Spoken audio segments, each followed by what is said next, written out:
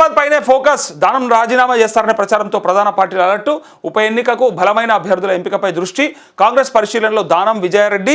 బీఆర్ఎస్లో చేరితే టికెట్ ఇస్తామని విజయారెడ్డికి కీలక నేతల సంకేతాలు. లేదంటే తలసాని కుమారుడు సాయి కిరణ్కు ఛాన్స్.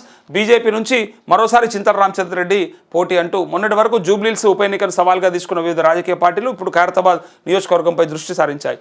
ఫిరాయింపుల కేసులో దానం నాగేందర్ ఎమ్మెల్యే పదవికి రాజీనామా చేసేందుకు సిద్ధమయ్యారనే ప్రచారం జరుగుతోంది. దీంతో రాజకీయ పార్టీలన్నీ ఖైరతాబాద్ ఫోకస్ పెట్టాయి. గెలుపును సవాల్గా తీసుకొని సమర్థులైన అభ్యర్థులను బరిలో దింపేందుకు ఇప్పటి నుంచే కసరత్తు మొదలుపెట్టాయంటూ ఇక్కడ వీళ్ళు అనే మాట ఏంటంటే, బీఆర్ఎస్లో చేరుతా ఇస్తామని టికెట్ అంటే బీఆర్ఎస్లో ఆల్రెడీ మన గోవర్ధన్ రెడ్డికి కన్ఫర్మ్ చేసేసారు. ఆయన 20 ఏళ్ళ నుంచి ఉద్యమంలో అట్లే పార్టీలో లాయల్గా పనిచేస్తున్నాడు కాబట్టి మన గోవర్ధన్ రెడ్డికి ఆల్రెడీ టికెట్ చూచాయిగా చెప్పేసిండ్రు, పని చేసుకోమని. అందుకే ఆయన కష్టపడతా ఉన్నాడు. సో ఆయనకే గెలుపు అవకాశాలు ఉన్నాయని కూడా అంటున్నారు. దాన్ని వదిలేసి ఇలా మళ్ళీ విజయారెడ్డి అని, లేదంటే తలసాని కొడుకు సాయి కిరణ్ అని ఇట్లా కొత్త కొత్త పేర్లు ఎందుకు తెస్తారంటే కొంత డైవర్షన్ పాలిటిక్స్. ఈ పత్రిక కాబట్టి ఈ పత్రికలు ఏం చేయాలంటే వాళ్ళని డిఫెన్స్లో పడేయడానికి, వాళ్ళంతలో వాళ్ళు అరే నీకా నాకా అని అనుకోవడానికి, అంటే కొట్లాడుకోవడానికి ఇట్లాంటివన్నీ కూడా పనులు జరుగుతూ ఉంటాయి. బట్ ఆల్మోస్ట్ మన గోవర్ధన్ రెడ్డికి ఫైనల్ చేసినట్టుగా మనకు ఇన్ఫర్మేషన్ ఉంది, వార్తలు ఉన్నాయి. అందుకోసానికే ఆయన కూడా పనిచేసుకుంటా ఉన్నాడు. సో ఇక్కడ మాత్రం వీళ్ళు కన్ఫ్యూజ్ చేయడానికే ఈ ప్రయత్నం చేస్తూ ఉంటారు. దానం వర్సెస్ విజయారెడ్డి.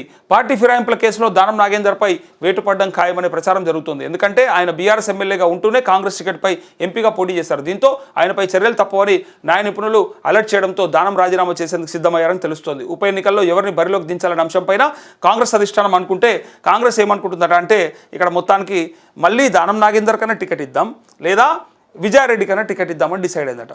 దానం నాగేందర్ ఆర్ విజయారెడ్డి ఏం జరుగుతుంది? దానం నాగేందర్కి ఇస్తే మాత్రం పొల్లు ఓడిపోతాడని అక్కడ పబ్లిక్ మాట్లాడుతున్నారు.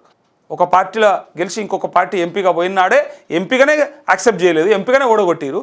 సో మళ్ళీ ఎమ్మెల్యేగా వస్తే మాత్రం ఈసారి విడిచిపెట్టాము ఇట్లాంటి వాళ్ళని అస్సలు క్షమించొద్దు.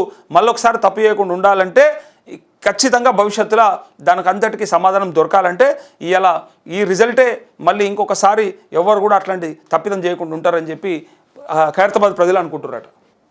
ఇయాల్టితో ముగియనున్న సిజేఐ గవాయి పదవీకాలం. సుప్రీంకోర్టు చీఫ్ జస్టిస్గా గవాయి పదవీకాలం నేటితో ముగియనుంది.